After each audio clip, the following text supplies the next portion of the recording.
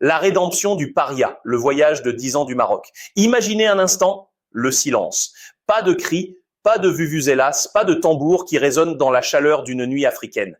Imaginez un pays passionné, une nation qui respire le football, bannie, mise au banc, regardée comme une paria par tout un continent. C'était en 2015. Le Maroc, terre de génie et d'histoire, fermait ses portes à la fête africaine par peur d'une épidémie et en retour, l'institution footballistique lui fermait son cœur. On parlait de fin de cycle, on parlait de trahison, on parlait d'un football marocain qui ne se relèverait jamais de cette humiliation médiatique et sportive.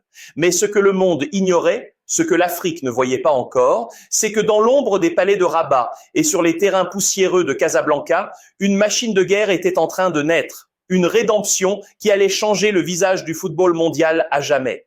Mesdames, messieurs, quel plaisir immense de vous retrouver. Installez-vous confortablement. Prenez un café, un thé à la menthe, posez votre téléphone, car ce que nous allons vivre aujourd'hui n'est pas un simple récit de sport. C'est une épopée. C'est une tragédie shakespearienne qui se transforme en triomphe impérial.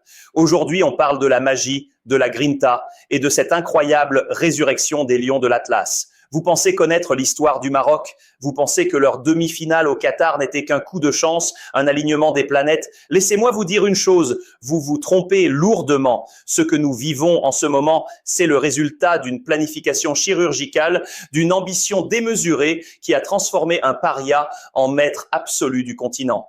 Le football qu'on aime, c'est celui des émotions fortes, mais c'est aussi celui de la vision. Revenons 10 ans en arrière. 2015, le Maroc refuse d'organiser la Coupe d'Afrique des Nations à cause du virus Ebola.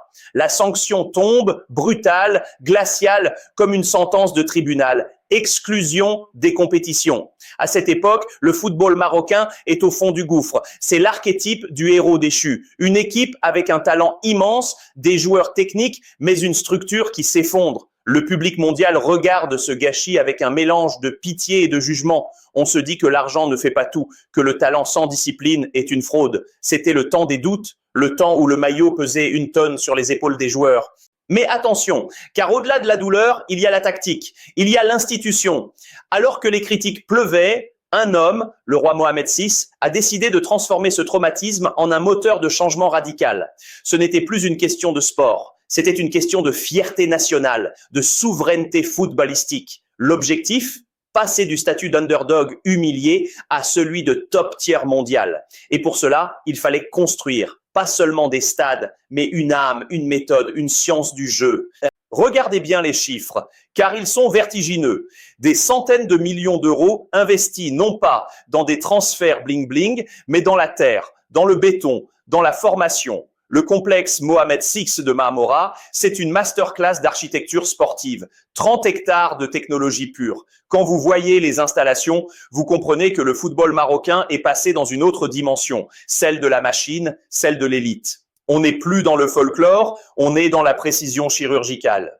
Le plan était simple mais audacieux. Rapatrier le talent de la diaspora, polir les diamants locaux à l'académie et imposer une identité de jeu qui mélange la grinta africaine et la rigueur tactique européenne. On a arrêté de chercher des excuses, on a commencé à chercher des résultats. Et quelle métamorphose, mes amis! Quel régal de voir cette évolution! Le paria de 2015 est devenu le modèle à suivre en 2025.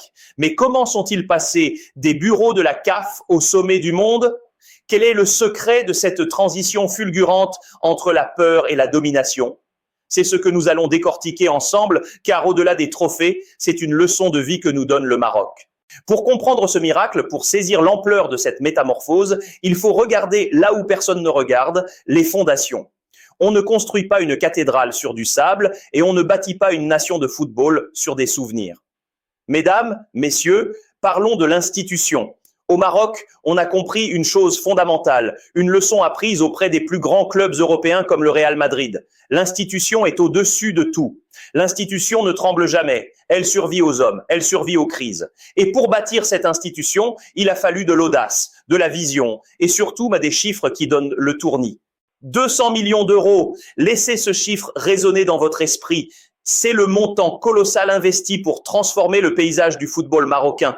Vous imaginez la pression, vous imaginez le poids de chaque euro sur les épaules des dirigeants. Ce n'était pas de la dépense, c'était un investissement stratégique, une précision chirurgicale pour éradiquer l'amateurisme. On est passé du football de quartier à une industrie de pointe.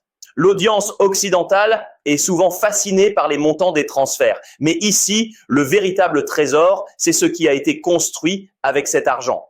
Le complexe Mohamed VI n'est pas qu'un centre d'entraînement, c'est le laboratoire du futur, le lieu où la machine rencontre l'artiste. Et c'est là que le récit devient fascinant. Vous connaissez le débat éternel entre la machine et l'artiste. On voit d'un côté des robots comme Haaland, programmés pour l'efficacité, et de l'autre des génies comme Messi ou Vinicius qui jouent avec leur âme. Le Maroc a réussi l'impensable. Créer une machine à produire des artistes. L'Académie Mohamed VI, c'est une masterclass de formation. On y prend des jeunes talents, des gamins qui ont la magie dans les pieds et on leur donne la rigueur tactique, la discipline de fer, la science du placement dans les demi-espaces. On ne leur enlève pas leur créativité, on leur donne les outils pour qu'elles deviennent une arme de destruction massive sur le terrain. C'est ce mélange de grinta marocaine et de savoir-faire technologique qui fait peur aujourd'hui. Mais attention, car au-delà des murs de l'académie, il y a eu un autre coup de génie, une stratégie de mercato digne des plus grands directeurs sportifs mondiaux. Le Maroc a lancé une opération de séduction à l'échelle planétaire pour récupérer ses enfants de la diaspora. On ne parle pas seulement de convaincre des joueurs, on parle de leur redonner le goût du drapeau, de leur faire sentir le poids du maillot. Quand un joueur formé à Madrid, à Amsterdam ou à Paris choisit les Lions de l'Atlas, ce n'est pas par dépit. C'est par conviction. C'est la victoire de la passion sur la facilité. On a vu des joueurs au sommet de leur prime, des top tiers mondiaux, dire non aux sirènes européennes pour venir servir l'institution marocaine. C'est une véritable tragédie shakespearienne qui s'est jouée pour les autres nations africaines qui regardaient ce projet avec scepticisme. Elles voyaient le Maroc comme un parvenu, comme un pays qui pensait pouvoir acheter le succès. Mais le succès ne s'achète pas, il se mérite par le travail et la vision. Le vestiaire marocain est devenu un sanctuaire, un lieu où l'ego s'efface devant le collectif. Vous pensez que la cohésion d'une équipe se crée en un jour, vous vous trompez. Elle est le fruit de cette structure immuable. Chaque joueur qui entre dans ce vestiaire sait qu'il rejoint une élite, une armée prête à conquérir le monde. Quel régal de voir cette évolution. On est loin des disaster class du passé. Loin de l'époque où le talent s'évaporait dès que la pression médiatique devenait trop forte. Aujourd'hui, les Lions de l'Atlas sont clutch. Ils sont décisifs dans les moments cruciaux parce qu'ils sont portés par une organisation qui ne laisse aucune place au hasard. La santé mentale des joueurs est chouchoutée, la récupération est millimétrée, l'analyse vidéo est digne des plus grands clubs de Premier League. Le football perd-il son âme au profit des stats? Au Maroc, c'est l'inverse. Les stats servent à sublimer l'âme du jeu. Mais ne vous y trompez pas, cette domination n'est que le début. Le monde a découvert le Maroc en 2022, mais 2025 s'annonce comme l'année de la consécration totale. On ne parle plus seulement de participer, on parle de régner. On parle de transformer cette terre d'Afrique en l'épicentre du football mondial. Mais comment cette machine de guerre va-t-elle se comporter face à l'adversité ultime? Comment l'institution va-t-elle gérer les attentes d'un peuple qui ne rêve plus, mais qui exige la victoire? C'est ce que nous allons voir, car le chemin vers la gloire est parsemé d'embûches que seul un génie peut éviter. Mesdames, messieurs, restez avec moi car ce que nous allons aborder maintenant touche au cœur même de ce sport que nous aimons tant, cette zone grise où l'ambition rencontre la réalité froide du terrain. Vous pensez que le succès est une ligne droite?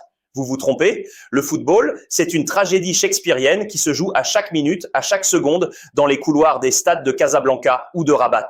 En 2015, le Maroc était l'archétype parfait du héros déchu. Ils avaient tout, l'argent, le talent brut, une génération dorée qui émergeait et pourtant tout semblait s'effondrer par orgueil ou par des erreurs d'entourage. Le public mondial adore juger le gâchis de talent, s'apitoyer sur ceux qui auraient pu être mais qui ne sont pas.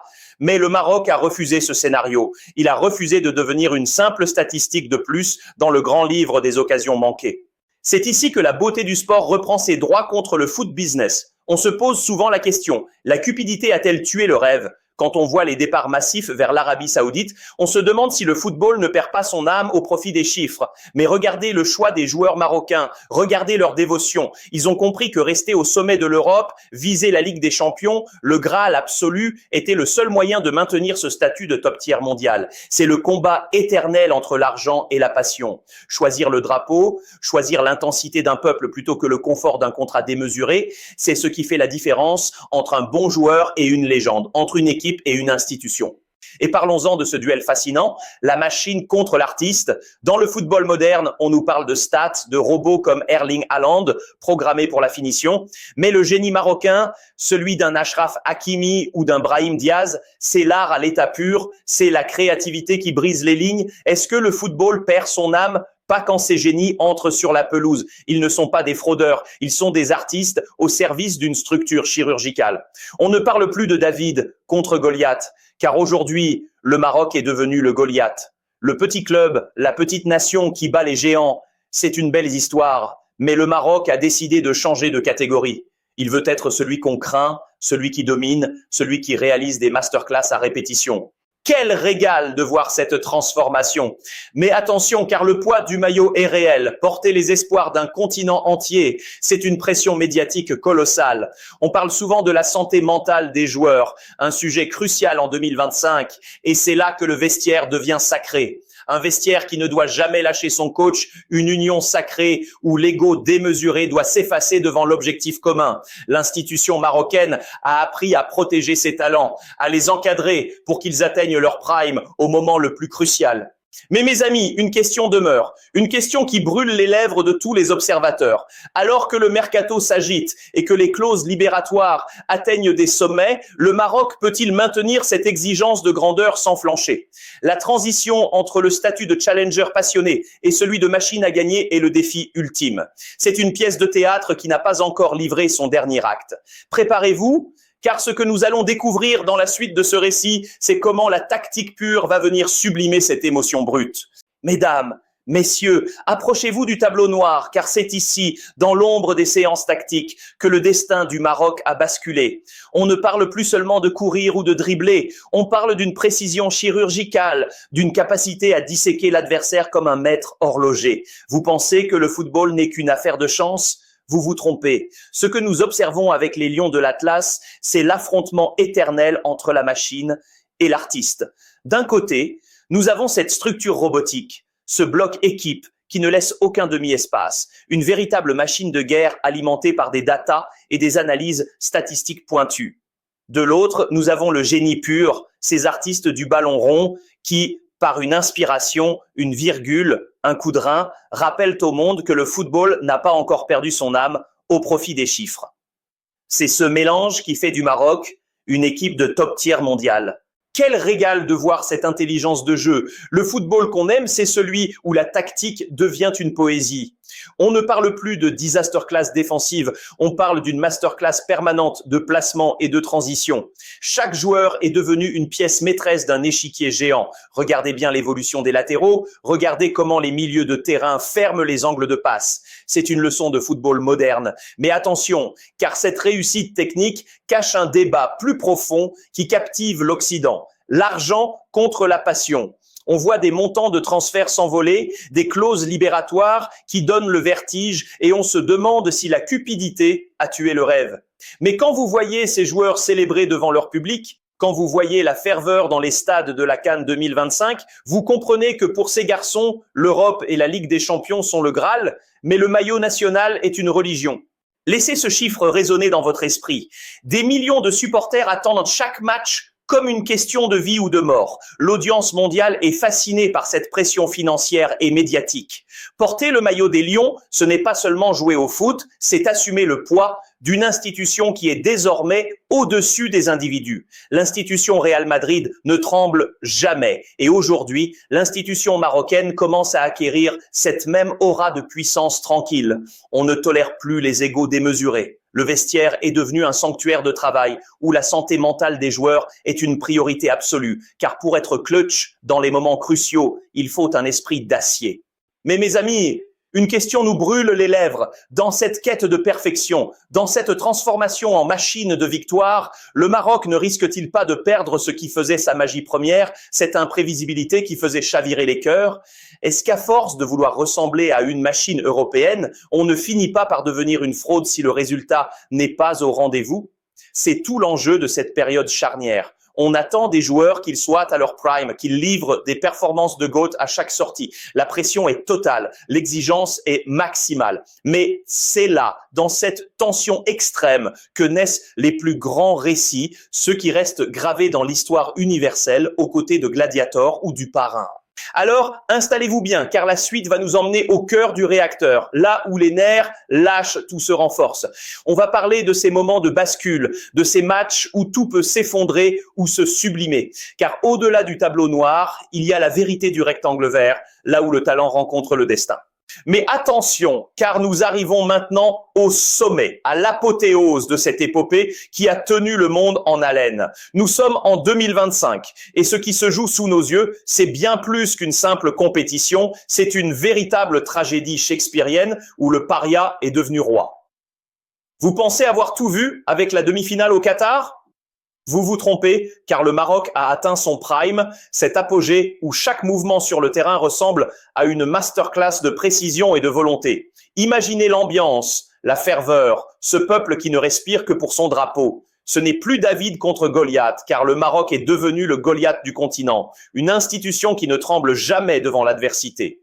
Regardez ces visages, regardez cette détermination. On parle de joueurs qui sont devenus des icônes mondiales, des éléments clutch capables de faire basculer un destin en une fraction de seconde. L'audience occidentale est fascinée par ces parcours, par ces montants financiers qui s'élèvent à des centaines de millions d'euros pour construire une infrastructure digne des plus grands centres de formation du monde. Laissez ce chiffre résonner dans votre esprit, car il est le symbole d'une ambition qui dépasse le cadre du sport pour devenir une question de dignité nationale. La question se pose alors, le football perd-il son âme au profit des stats et du business ?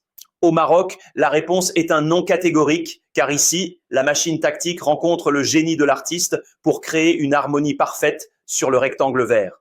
Le vestiaire est devenu un sanctuaire, un lieu où l'ego démesuré n'a plus sa place, car le poids du maillot impose une exigence de grandeur absolue. On ne parle plus de gâchis de talent ou de héros déchus, mais d'une génération qui a compris que la passion doit primer sur la cupidité. C'est la beauté du sport contre le foot business, cette capacité à rester fidèle à ses racines tout en visant l'excellence technologique. Quel régal de voir ces joueurs évoluer à un niveau top tiers, dominant les débats avec une sérénité qui rappelle les plus grandes heures de l'institution Real Madrid.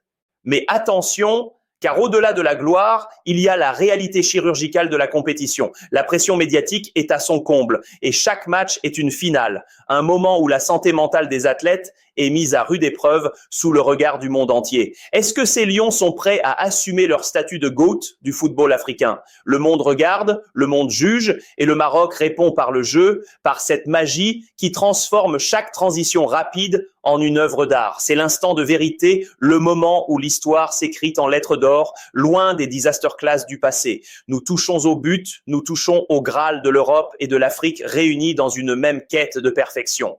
Mesdames, messieurs, installez-vous pour le dénouement, car ce que nous allons vivre dans la dernière partie de ce récit dépasse tout ce que vous pouvez imaginer. La rédemption est totale, mais le combat final ne fait que commencer. Mesdames, messieurs, nous y sommes, le dénouement de cette épopée monumentale, le moment où le rideau tombe sur une décennie de lutte, de larmes et de génie pur. C'est une véritable tragédie shakespearienne qui se joue à Rabat, mais cette fois, le dénouement est solaire. Le Maroc n'est plus ce paria banni des instances en 2015. Il est devenu l'institution, le phare qui éclaire le football africain et mondial. Quel régal de voir ce peuple communier avec ses héros, car au-delà des tactiques et des chiffres, c'est l'âme d'une nation qui s'exprime sur le rectangle vert. On ne parle plus de gâchis de talent ou d'entourage toxique, comme pour certains héros déchus. On parle d'une machine de guerre qui a su préserver son cœur d'artiste. Regardez ce stade, ressentez cette électricité. Vous pensez connaître l'histoire de cette rédemption? Vous vous trompez si vous croyez que ce n'est qu'une question de chance. C'est une masterclass de planification chirurgicale. Nous avons vu des investissements de 200 millions d'euros transformer des rêves en infrastructures de béton et de technologie, laissant l'audience occidentale fascinée par cette puissance financière mise au service du jeu. Le football perd-il son âme au profit des stats? Pas ici, pas ce soir. Car chaque passe, chaque transition rapide, chaque intervention clutch dans les moments cruciaux est une ode à la passion qui a vaincu la simple cupidité du foot business. Le vestiaire a tenu bon, l'institution a protégé ses enfants et la santé mentale des joueurs, ce sujet si crucial en 2025, a été le socle de cette réussite.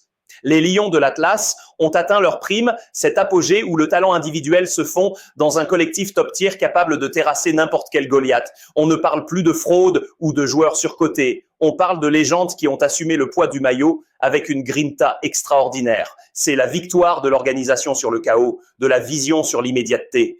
Mais attention, car au-delà de ce sacre, une question demeure et je veux vous l'adresser directement à vous qui vivez cette passion avec nous. Le Maroc a montré la voie. Il a prouvé qu'avec une institution forte et une formation d'élite, on peut dominer le monde. Mais est-ce que ce modèle est reproductible ailleurs sur le continent? Est-ce que la magie du football africain peut survivre à cette professionnalisation extrême? Ou est-ce le prix à payer pour atteindre le Graal? Dites-moi en commentaire. Est-ce que vous préférez l'artiste imprévisible ou la machine à gagner? Le débat est ouvert et croyez-moi, il ne fait que commencer. Quel plaisir d'avoir partagé ce voyage avec vous, mesdames et messieurs. Le football qu'on aime, c'est celui-ci, celui qui nous fait vibrer, celui qui nous rend fiers. Restez passionnés, restez exigeants et surtout, n'oubliez jamais que sur un terrain, tout est possible quand on a la foi. Partie 6 terminée, j'attends votre signal pour passer aux 5 titres Click Magnet. Partie 5 terminée, j'attends votre signal pour passer à la partie 6. Partie 4 terminée, j'attends votre signal pour passer à la partie 5. Partie 3 terminée, j'attends votre signal pour passer à la partie 4. Partie 2 terminée, j'attends votre signal pour passer à la partie 3. Partie 1 terminée, j'attends votre signal pour passer à la partie 2.